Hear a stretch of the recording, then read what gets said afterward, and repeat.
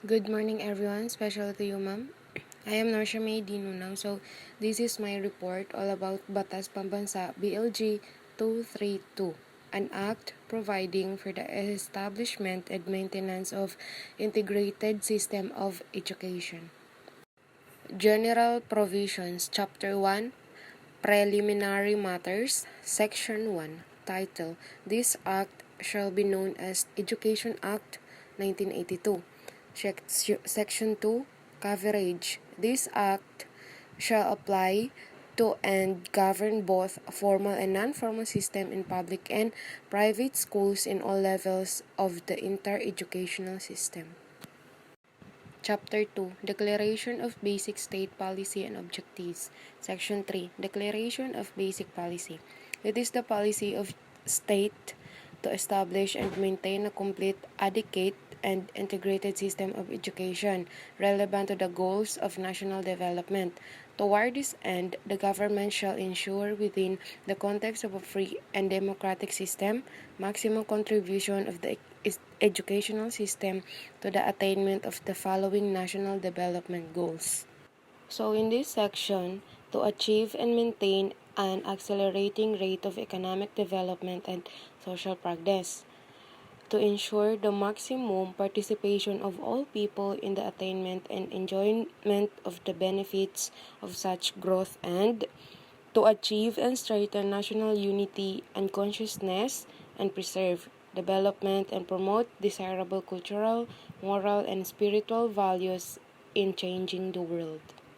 The state shall promote the right of the nation's cultural communities in the exercise of their right to develop themselves within the context of their cultures, costumes, traditions, interests, and belief, and recognizes education as an ensuring their involvement in achieving national unity.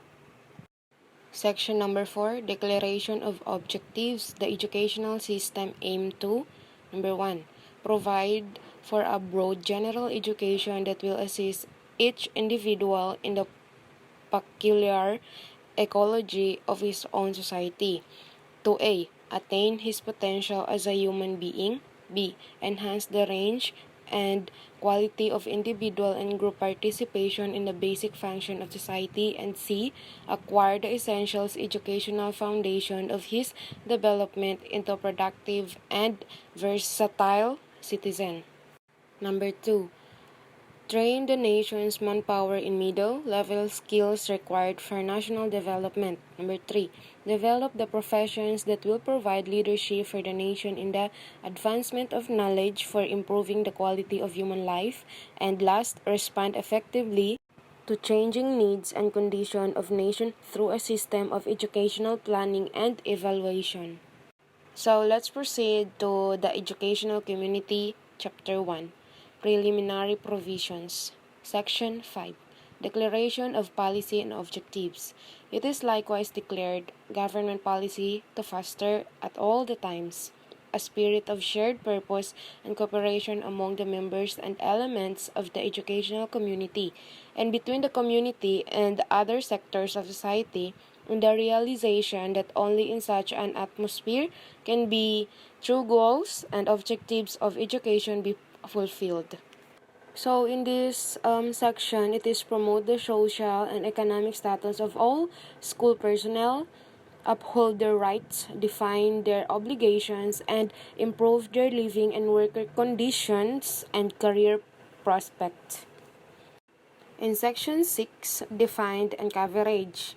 Educational community refers to those persons or groups of persons such as or associated in institutions involved in organized teaching and learning system.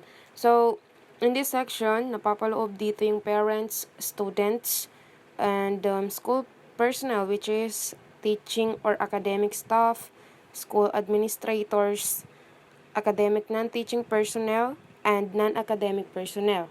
And also last is school. Section 7. Community participation. Every educational institution shall provide for the establishment and appropriate bodies through which the members of educational community may discuss relevant issues and communicate information and suggestion for assistance and support of the school and for the promotion of their common interest. Representatives from each subgroup of the educational community shall sit and participate in these bodies, the rules and procedures of which must be approved by them and duly published. Chapter 2 is Rights. Section 8, Rights of Parents. In addition to other rights under existing laws, all parents who have children enrolled in the school have following right. First, the right to organize by themselves and or with teachers for the purpose of providing a forum for the discussion of matters relating to the total school program, and for ensuring the full cooperation of parents and teachers in the formulation and efficient implementation of such program. The second right is the right to access and any official record directly relating to the children who are under their parental responsibility. Section 9. Right of students in school. In addition to other rights and subject to the limitation prescribed by law and regulations, and the student and pupils in all schools shall enjoy the following rights. The first right is the right to receive, primarily through competent instruction, relevant quality education in the line of national goals and conducive to their full development as persons with human dignity. The second right is the right to freely choose their field of study subject to existing curricula and continue their course therein up to the graduation, except in case of academic deficiency or violation in disciplinary regulation. The third one is the right to school guidance and counseling services for making decisions and selecting the alternatives in field of work suited to his potentials, and the right to be free from involuntary contributions except those approved by their own organizations of socialities. Section 10. Rights of all school personnel. In addition to their rights provided by law, the following rights shall be enjoyed by all school personnel.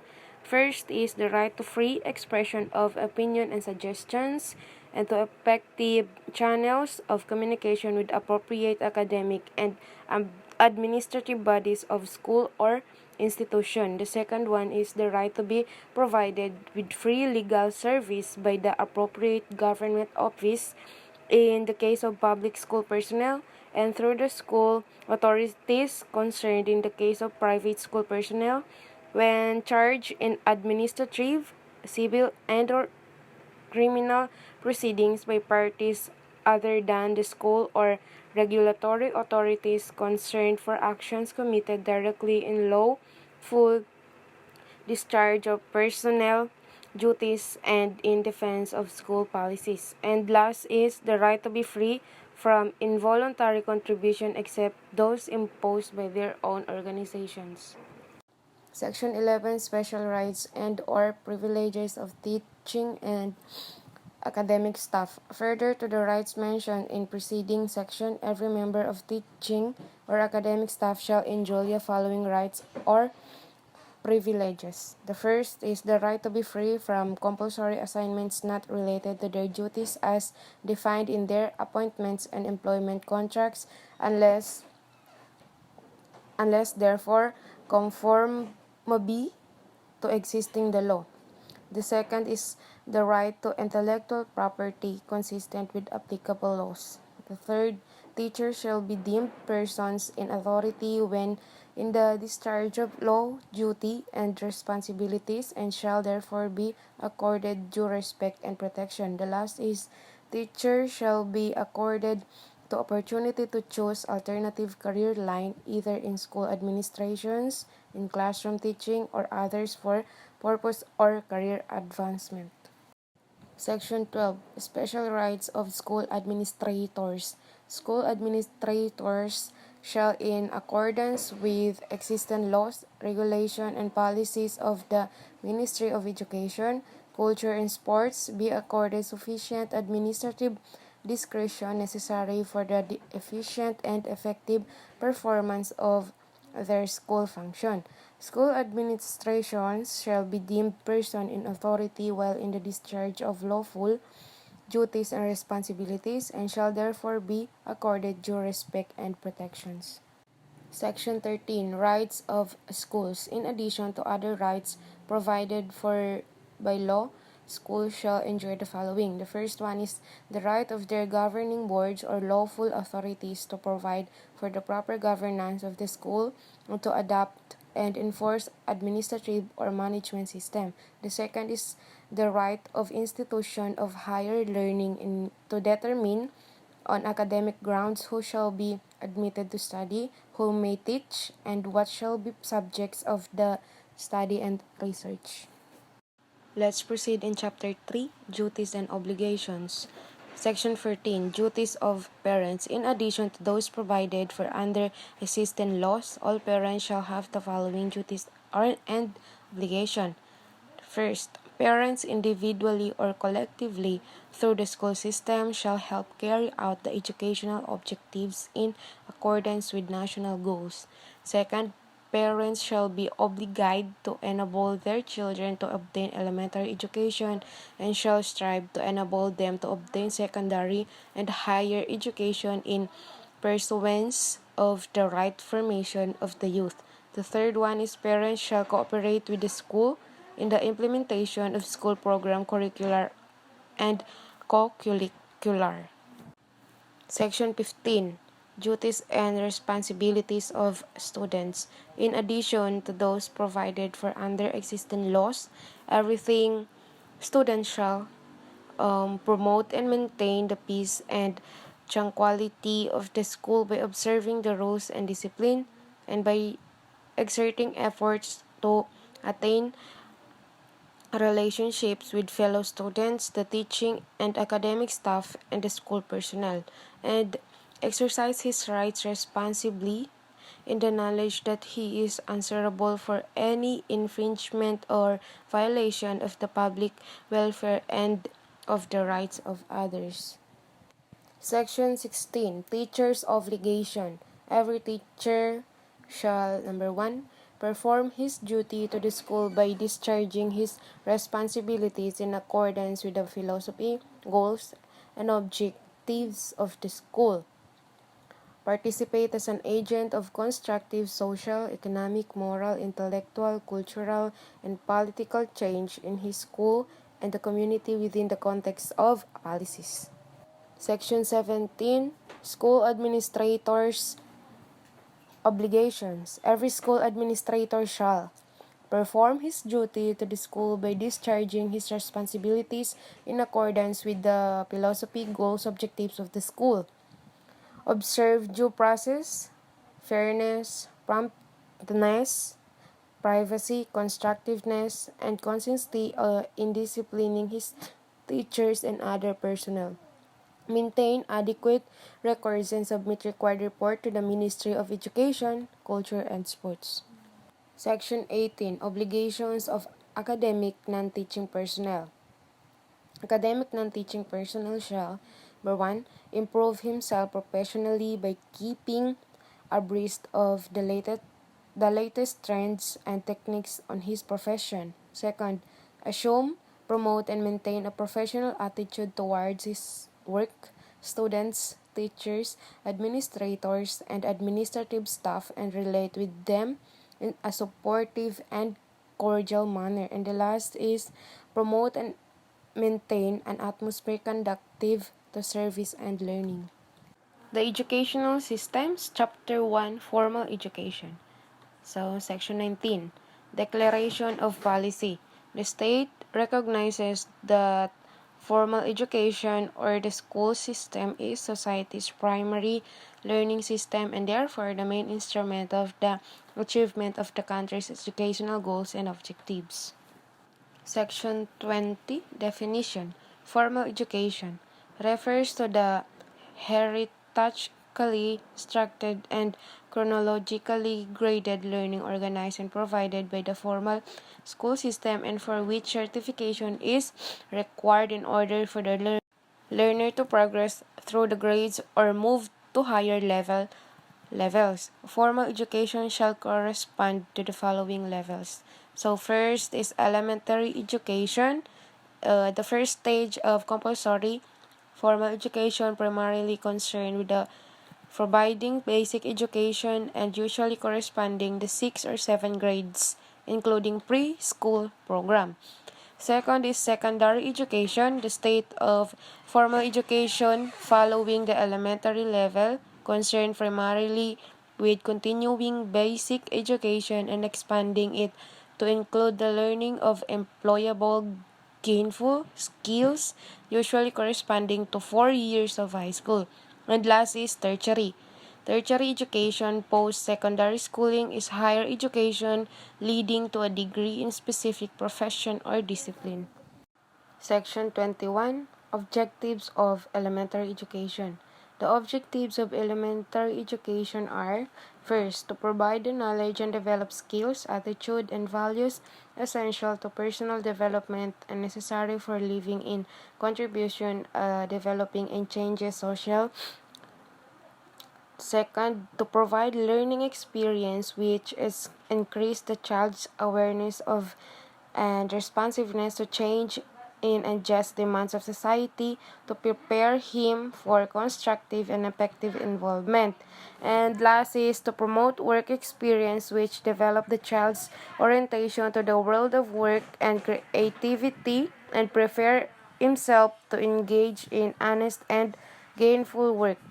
Section 22. Objectives of secondary education. The objectives of secondary education are: first, to continue to promote the objectives of elementary education and to discover and enhance the different aptitudes and interests of the student so as to equip him with skills for productive endeavor and or prepare him for tertiary schooling. Section 23. Objectives of tertiary education. The objectives of tertiary education are: first, to provide a general education program that will promote national identity, cultural consciousness, moral integrity, and spiritual vigor. Second, to train the nation's manpower of the skills required for national development, to develop and professions that will provide leadership for the nation, and last, to advance knowledge through research, work, and apply new knowledge for improving the quality of human life and responding effectively to changing societal needs and conditions. Chapter 2. Non-formal education and specialized education services. Section 24. Specialized education service. The state further recognizes its responsibility to provide, within the context of the formal education system, services to meet special needs of certain clients. These specific types, which shall be guided by the basic policies of the state, embodied in general provisions of this act, include. So, dito, napapaloob dito yung work education, special education, and non-formal education. So, ang work education is, or practical arts as a program of basic education which aims to develop the right attitudes toward towards work and technical vocational education. Ang special education naman is the education of persons who are really physically, mentally, emotionally, socially, and culturally different from the so-called normal, them to their maximum capacity. And non-formal education naman is any organized school-based educational activities undertaken by the Ministry of Education, Culture and Sports, and other agencies aimed to attaining specific learning objectives for a particular clientele, especially the illiterates and the out-of-school youth and adults distinct from outside the regular offerings of a formal school system. Chapter 3. Establishment of Schools. Section 25. Establishment of schools. All schools shall be established in accordance with law. the establishment of new national schools, and conversion of existing schools from elementary to national secondary or from secondary to national secondary or tertiary school shall be by law, provided that any private school proposed to be established must incorporated as non-stock educational corporation in accordance with the provisions of the Corporation Code of the Philippines. These requirements in incorporate may be waived in the case of family administrated preschool instruction. Section 26, Definition of Terms. The term used in chapter are defined as follows. So, meron tayong tatlo dito, schools, public schools, and private schools. So, schools are duly established institution of learning or educational institution. Public schools naman are educational institution established and administrated by the government. The last one is private schools are educational institution maintained and administrated by private individuals or groups. Section 27. Recognition of schools. The educational operations of school shall be subject to their prior authorization of the government and shall be affected by recognition. In case of government-operated schools, whether local, regional, or national, recognition of educational programs and or operations shall be deemed granted simultaneously with establishment. So, in Section 27, in all other case, the rules and regulations governing recognition shall be prescribed and enforced by the Ministry of Education, Culture, and Sports, defining therein who are qualified to apply, providing a permit system, stating the conditions for the grant of recognition and for its cancellation and withdrawal, and providing for related matters. Section 28. Effects of recognition, punishable violations. The issuance of certificate of recognition to a school shall have the following effects. First, it transforms the temporary permit to a permanent authority to operate. Second, it entitled the school or college to give the students who have completed the course for which a recognition is granted a certificate, title of diploma, and last, it shall entitle the students who have graduated from said recognized course or courses to all benefits and privileges enjoyed by graduate in similar courses of studies in all schools recognized by the government. Section 29. Voluntary Accreditation. The Ministry shall encourage programs of voluntary accreditation for institutions which desire to meet standards of quality over and above minimum required for state recognition. Chapter 4. Internal Organization of School. So, Section 30. Organizations of School. Each school shall establish such internal organization as will best enable it to carry out its academic and administrative functions, subject to limitations provided by law. So, Section 30, each school establishes such arrangements for the peaceful settlement of disputes between among the members of the educational community. Section 31. Governing Board. Every government college or university as a tertiary institution and every private school shall have a governing board pursuant to each charter or the Corporation Code of the Philippines as the case may be. Section 32. Personnel Transactions. The term and condition of employment of personnel in government schools shall be governed by the civil service, budgetary, and compensation laws and rules. So, in Section 32, in private schools, dispute arising from employer to employee relations shall fall under the jurisdiction of the Ministry of Labor and Employment as provided by law and regulations. Chapter 5. School Finance and Assistance. So, Section 33. Declaration of Policy. It is hereby declared to be the policy of the state that the national government shall contribute to the financial support of educational programs pursuant to the goals of education as declared in the Constitution. Towards these ends, the government shall first adopt measures to broaden access to education through financial assistance and other form of incentives to school, teachers, pupils, and students. And last, encourage and simulate private support to education through inter alia, fiscal, and other assistance measures.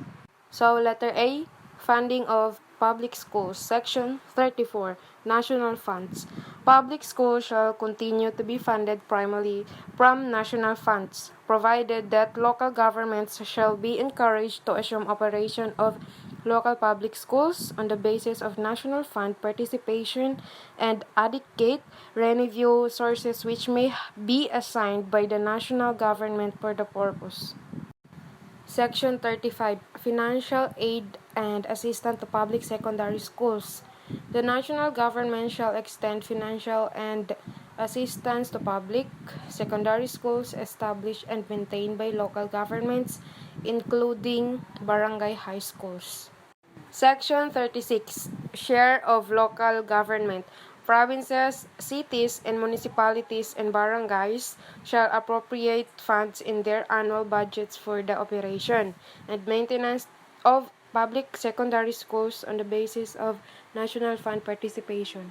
Section 37, Special Education Fund. The proceeds of the Special Education Fund accruing to local governments shall be used exclusively for the purposes enumerated in Section 1 of Republic Act Number 447 and in accordance with rules and regulations issued by Ministry of Education, Culture and Sports and the Ministry of the Budget. Section 38, Tuition and other school fees. Secondary and post-secondary schools may charge tuition and other school fees in order to improve facilities or to accommodate more students. Section 39, Income from Sources. Government-supported educational institutions may receive grants, legacies, donations, and gifts for purposes allowed by existing laws.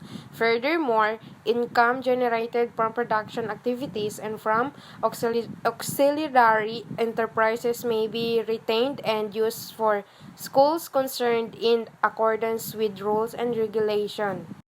B. Funding of private schools. Section 40. Funding of private schools. Private school may be funded from their capital investments or quality contributions, tuition fees, and other school charges, grants, loans, subsidies, passive investments, income, and income from other sources. Section 41, Government Assistance. The government, in recognition of their complementary role in the educational system, may provide aid to the programs of private schools in the form of grants of scholarships or loan from government financial institution provided that such program meets certain defined educational requirements and standards and contribute to the attainment of national development goals. Section 42, Tuition and other fees. Each private school shall determine its rate of tuition and other school fees or charges. The rates of charges adopted by schools pursuant to these provisions shall be collectible, and their application or use authorized, subject to rules and regulations promulgated by the Ministry of Education, Culture, and Sports. Section 43, Income from other sources. Any private schools duly recognized by the government may receive any grant and legacy, donation, gift, bequest, and device from any individual, institution, corporation, foundation, trust, or philanthropic organization or research institution or organization as may be authorized by law. Section 44, Institutional Funds. The proceeds from tuition fees and other school charges, as well as other income of schools, shall be treated as institutional funds. School may pool their institutional funds in whole or in part under joint management for the purpose of generating additional financial resources. Letter C. Incentives to education. Section 45. Declaration of policy. It is the policy of the state in the pursuit of its national education development goals to provide an incentive program to encourage the participation of the community in the development of the educational sector. Section 46. Relating school property. Real property, such as lands, buildings, and other improvements thereon used actually, directly, and exclusively for educational purpose, shall be subject to the real property tax based on an assessment of 15% of the market value of such property, provided that all proceeds from the payment thereof shall accrue to a special private education fund which shall be managed and disturbed by a local private school board, which shall be consultation in which municipality or chartered city with private educational institutions. Section 47.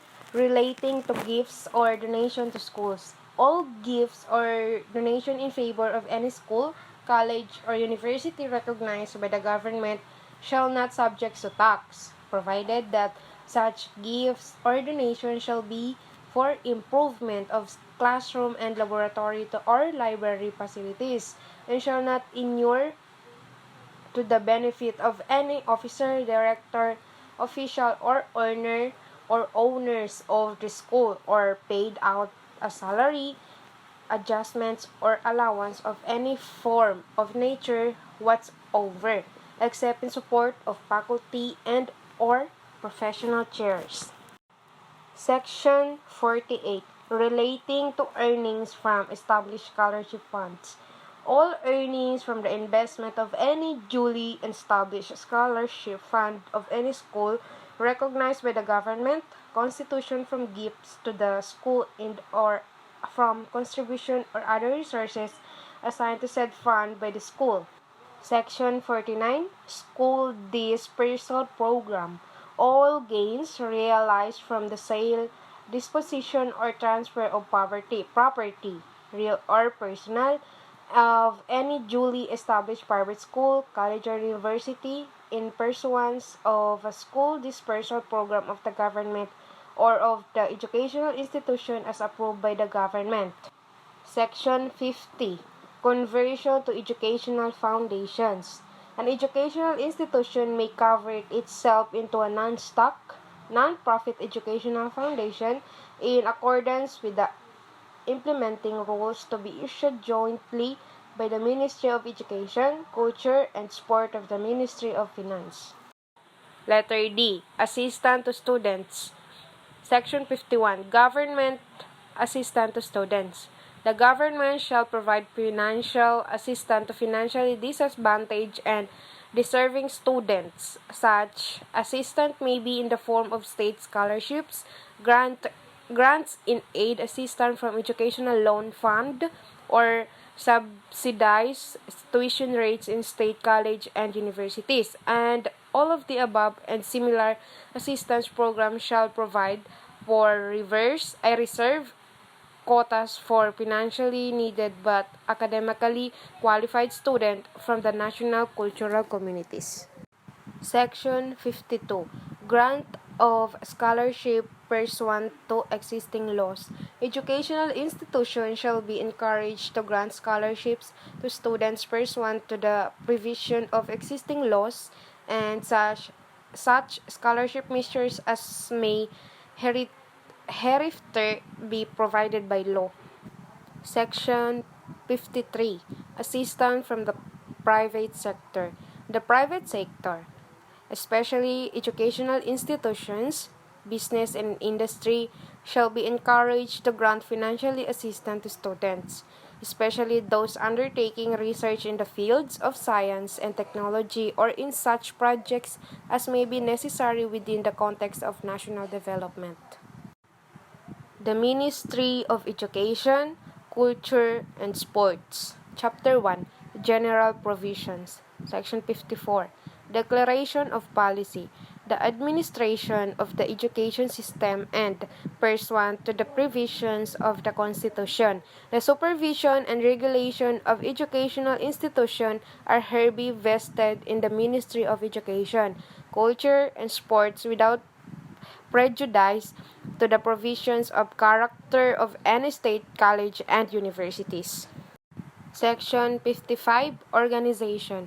The ministry shall be headed by the Minister of Education, Culture, and Sports, who shall be assisted by one or more deputy ministers. Section 56. The National Board of Education is hereby abolished, and its appropriations, personnel, records, and equipment and hereby transferred to the office of the Minister of Education, Culture, and Sports. Section 57. Functions and power of the Ministry. The Ministry shall formulate general education objects and policies and adopt long-range educational plans. Plan, develop, and implement programs and projects in education and culture. Recommended and study legislation proposed for adoption. Section 58. Report to the Batasang Pambansa. The Minister of Education, Culture, and Sports shall make an annual report to the Batasang Pambansa on the implementation of the National Basic Education Plan. Chapter 2. Board of Higher Education. Section 59. Declaration of Policy. Higher education will be geared towards the provision of better quality education, the development of middle and high-level manpower, and the intensification of research and extension services. The main thrust of higher education is to achieve equality, efficiency, and high quality in the institution of higher learning, both public and private. Section 30. Organization of the Board of Higher Education. The Board of Higher Education is reconstituted as an advisory body of Minister of Education, Culture, and Sports, designated as chairman and 4 other members of the appointment by the President of the Philippines upon nomination by the Minister of Education. Section 61. Functions of the Board of Higher Education. The Board shall, first, make policy recommendation regarding the planning and management of the integrated system of higher education and continuing evaluation thereof. Second, recommended to the Minister of Education, Culture, and Sports steps to improve the governance of the various components of higher education system and at national and regional levels. Last, assist the Minister of Education, Culture, and Sports in making recommendations relative to the generation of resources and their allocation for higher education. Chapter 3. The Bureaus. Section 62. Bureau of Elementary Education. The Bureau shall perform the following function. First, conduct studies and formulate, develop, and evaluate programs and educational standards for elementary education. Second, undertake studies necessary for the preparation of prototype, circular designs, instructional materials, and teacher training programs for elementary education. And last, formulate guidelines to improve elementary school physical plans and equipment and general management of these schools. Section 63. Bureau of Secondary Education. The Bureau shall perform the following function. First, conduct studies and formulate, develop, and evaluate programs and educational standards for secondary education. Second, develop curricular designs, prepare instructional materials, and prepare and evaluate programs to upgrade the quality of teaching and non-teaching staff at the secondary level. Last, formulate guidelines to improve the secondary school, physical plans and equipment, and general management of these schools. Section 64. Bureau of Technical and Vocational Education. The Bureau shall perform the following. First, collaborate with other agencies in the formulation of manpower plans. Second, conduct studies, formulate, develop, and evaluate past secondary vocational technical programs and recommend educational standard for these programs. And last, develop curricular designs and prepare instructional materials, prepare and evaluate programs to upgrade the quality of teaching and non-teaching staff. Section 65. Bureau of Higher Education. The Bureau of Higher Education shall perform the following function. First, develop, formulate, and evaluate programs, projects, and educational standards for higher education. Second, provide staff assistance to the Board of Higher Education and its policy formulation and advisory functions. Third, provide technical assistance to encourage institutional development programs and projects. Fourth, compile, analyze, and evaluate data on higher education, and last, perform other functions provided by the law. Section 66, Bureau of Continuing Education. As the main implementing arm of the non-formal education programs of Ministry, the Bureau shall provide the learning program activities that shall first serve as a means of meeting the learning needs of those unable to avail themselves of the educational services and program or of formal education. Second, provide opportunities for the acquisition of skills necessary to enhance and ensure continuing employability, efficiency, productivity, and competitiveness in the labor market. And last, serve as means for expanding access to educational opportunities to citizens of varied interests, demographic characteristics, and socio-economic origins or status. Chapter 4, Regional Offices. Section 7, Function. A regional official, first, formulate the regional plan of education based on the national plan of the ministry, taking into account the specific needs and special traditions for the region. Second, implement education laws, policies, plans, programs, rules, and regulation of the ministry or agency in the regional area. And last, provide economical, efficient, and effective education services to the people in the area. Miscellaneous Provisions. Chapter 1, Penal and Administrative Sanctions. Section 68, Penalty Clause. Any person upon conviction for an act in violation of Section 28, Chapter 3, Title 3 above, shall be punished with a fine of not less than 2,000 pesos, nor more than 10,000 pesos, or imprisonment for a maximum period of 2 years, or both in the discretion of the court. Section 69, Administrative Sanction. The Minister of Education, Culture, and Sport may prescribe and impose such administrative sanction as he may deem reasonable and appropriate in the implementing rules and regulation promulgate pursuant this act of any of the following causes. Chapter 2, Administrative Provisions. Section 70, Rule-Making Authority. The Minister Education, Culture, and Sports charged with administration and enforcement of this act shall promulgate the necessary implementing rules and regulations. Section 71, Separability Provisions. Any part of provision of this act which may held invalid or unconstitutional shall not affect its remaining parts of the provisions. Section 72, Repealing Clause.